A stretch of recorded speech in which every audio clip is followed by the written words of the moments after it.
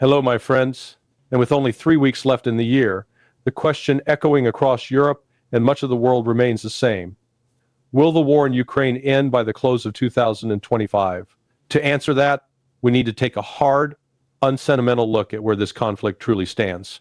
And for that, Donald Trump, whether people like him or despise him, has laid out three statements that directly touch on the pressure points of Russia, Ukraine, and NATO. These points are essential because they reveal the shifting power balance, the strategic delusions of Europe, and the political contortions of Volodymyr Zelensky as he tries to balance the American and European camps. At the center of this debate stands Europe's mythical military power, something spoken of with the same level of credibility as Bigfoot. Everyone talks about it. No one has ever seen it. Against this backdrop, it's important to look at Trump's comments because, unlike the EU leadership, Trump at least acknowledges strategic reality. Trump's first statement is blunt. Russia will win because it has the advantage. He praises Ukraine's bravery, but emphasizes that Russia holds the upper hand and always has. And while most analysts reduce this to size alone, Russia being the largest country on earth, Trump's point goes deeper than geography. War is not won simply by landmass. War is the cumulative result of decades of military decisions, industrial investments, infrastructure development, strategic culture, and the mental resilience of a population conditioned for hardship. Russia made the right decisions. Ukraine and its backers did not. The American experience in Afghanistan proves that size alone guarantees nothing. What matters is coherence of strategy and the will to endure. Russia possesses both. Europe, meanwhile, insists that by 2029 or 2030, it will be able to challenge Russia. This is fantasy bordering on comedy. Transforming any military into a serious fighting force takes at least a decade, 2 decades in Europe's case, yet EU leaders talk as if they can do it in 2 or 3 years. It is delusion at governmental scale. Trump's second statement cuts even deeper. He reminds the world that long before Putin, there was already a clear understanding. Ukraine would never enter NATO. This was part of the broader promise made by Washington itself that NATO would not expand eastward. That promise was violated repeatedly in waves. Russia viewed Ukraine as the final red line. Trump implicitly acknowledges this strategic betrayal, even if he only verbalizes 10% of the context. He then calls Zelensky a great salesman who convinced Joe Biden to hand over $350 billion while losing 25% of Ukraine's territory. This is not rhetoric, it is fact. And if $350 billion bought Ukraine this result, what exactly does Europe expect to achieve with 165 billion from frozen Russian assets now years into the conflict? With a collapsing military, dwindling manpower, and declining Western enthusiasm, Trump's third statement targets the core political rot, democracy. He says Ukraine must hold elections because avoiding them under wartime pretexts undermines democratic legitimacy. His criticism is straightforward. Ukraine is no longer behaving like a democracy, and this is hard to refute when corruption scandals have engulfed the Ukrainian government for months. The irony deepens when we consider what democracy has become in Europe. The word comes from the Greek demos, people, and kratos, power. But the modern EU has inverted this entirely. Today's Europe is governed by elite consensus, not public will. Ukraine has absorbed this model perfectly. Policies decided first by elites, imposed later on citizens. Trump's realism stands in contrast to Emmanuel Macron's delusion. Macron claims Ukraine and Europe have many cards in negotiations with Russia. What cards? Funding? Equipment? Training programs? These are not bargaining chips. At best, they are life preservers, temporary measures delaying the inevitable. Russia is not moved by such gestures. It is fighting a long war of attrition, fully prepared for struggle, and already adjusted to sanctions. Meanwhile, Europeans pretend their own economic hardship does not exist because acknowledging it would mean admitting policy failure. Macron insists sanctions are causing the Russian economy to struggle. Of course, Russia struggles. It's under 30,000 sanctions. But It has adapted. Europe hasn't. And Scott Bessent said it best: if you must sanction someone 19 times, you failed. Europe is now working on sanctions package 21. The strategic failure speaks for itself. Zelensky, meanwhile, says that American weapons delivered through NATO's procurement networks are not enough and that Ukraine must have U.S. security guarantees. But he has clearly not read the new U.S. national security strategy, which places American focus squarely on the Western Hemisphere and the Indo-Pacific. Ukraine is nowhere on that map. Not today, not tomorrow, not ever. Even Biden balked at granting Ukraine security guarantees, because such promises would risk dragging the U.S. into war with Russia now or decades from now. Trump's stance is even clearer. Ukraine will not join NATO, period. Zelensky's continued pleading for American guarantees only underscores his distrust of Europe's militaries, and rightly so. Europe's military power remains a myth, enriched by press conferences but unsupported by reality. A German lawmaker recently confessed that the era of American security guarantees for Europe is over. If NATO allies themselves doubt Washington's Article 5 commitments, why does Zelensky cling to the belief that the U.S. will guarantee Ukraine's security? This is strategic delusion at its purest form. Europe is scrambling to create a post-America security system led by the UK, France, and Germany, the very countries that have failed to deter Russia, failed to project power, and failed to convince their own populations that the war is worth the sacrifice. And now they propose to guarantee Ukraine's survival? The notion would be laughable if it weren't tragic. Zelensky's sudden announcement that Ukraine is ready to hold elections within 60-90 days reveals another layer of political maneuvering. For months, we were told elections were impossible because of martial law. Now Zelensky wants constitutional amendments to make elections possible. If this can be done today, why not last year? The answer is obvious but unspoken. Zelensky also requests that the U.S. and Europe provide security for these elections. That would require either boots on the ground or a no-fly zone, both of which would be considered acts of war by Russia. So in essence, Zelensky is quietly asking the West to become a direct military participant. Even the EU spokesperson could not provide a coherent answer.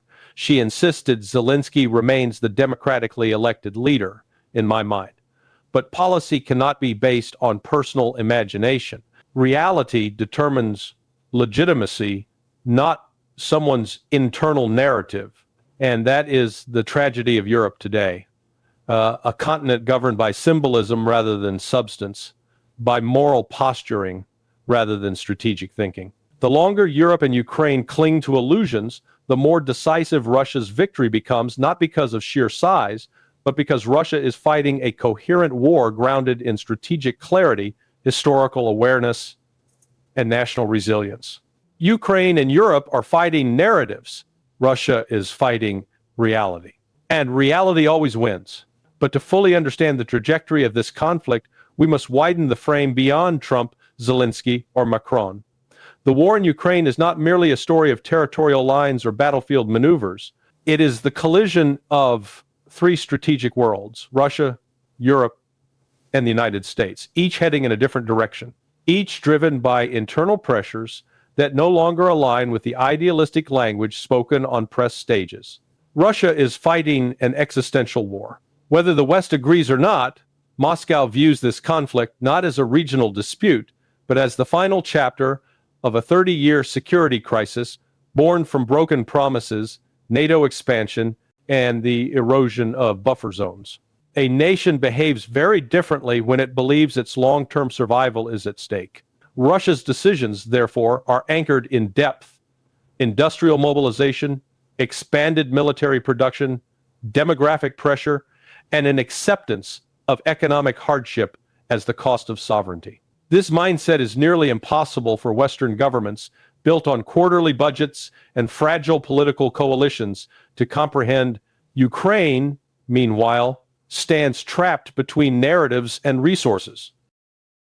The inspirational rhetoric of resistance, democracy, and national identity collides with the harsh physics of war. Declining manpower, dependency on foreign financing, shattered infrastructure, and an economy held together by loans and emergency aid. No matter how compelling the speeches, war is sustained by energy, steel, ammunition, and recruits.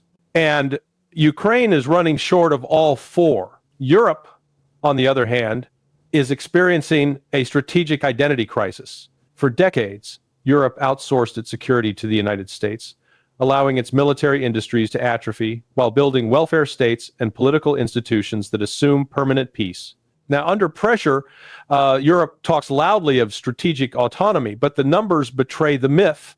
Its combined defense industries cannot currently match Russia's wartime production, let alone sustain Ukraine's requirements. Leaders speak of unity, but economies weaken, populist movements rise, and publics grow tired of sending money, weapons, and political capital into a war with no clear victory plan. The United States, despite its rhetorical commitments, is undergoing the most profound strategic shift of all. The new national security strategy places overwhelming emphasis on the Indo-Pacific, the containment of China, and the reorientation of American power toward domestic revitalization. This shift is structural, bipartisan, and irreversible. America is signaling not just fatigue, but strategic reallocation. And Ukraine, for all the speeches about democracy and freedom, lies outside America's core sphere of interest. This divergence in strategic priorities creates a widening gap between public narratives and policy reality. Ukraine asks for security guarantees. The U.S. will not give. Europe promises military help it cannot deliver. America speaks of supporting Ukraine for as long as it takes, while simultaneously designing a foreign policy blueprint where Ukraine is peripheral. Russia interprets all of this not as confusion, but as weakness. And in geopolitical terms, perception is often more decisive than reality. The truth is that modern war is not decided merely on battlefields. It is decided in factories, energy grids, demographic resilience, long-term political stability, and national psychology.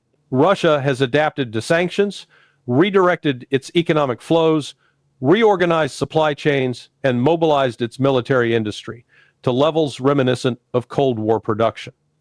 Europe has not. Ukraine cannot. And the United States will not, because its priorities now lie elsewhere. The more one studies these layers, the clearer the trajectory becomes.